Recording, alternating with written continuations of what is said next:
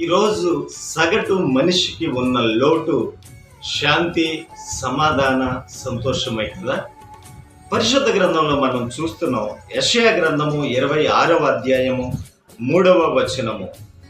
ఎవని మనస్సు నీ మీద ఆనుకొనునో వానిని నీవు పూర్ణ శాంతి గలవానిగా కాపాడుదువు, ఏలయనగా అతడు నీ యందు విశ్వాసముంచి ఉన్నాడు.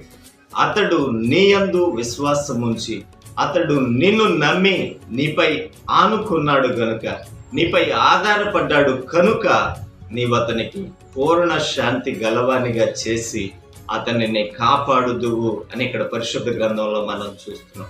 ఆ శాంతి, సమాధానము, సంతోషము లేక అల్లాడిపోతున్న నీకు పరిశుద్ధాత్ముడు దేవుడు తెలియపరుస్తున్న శుభవార్త.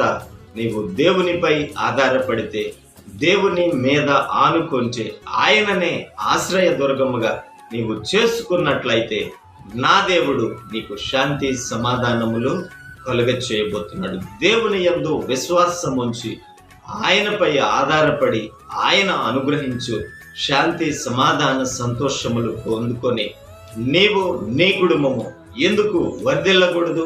ఆలోచించు.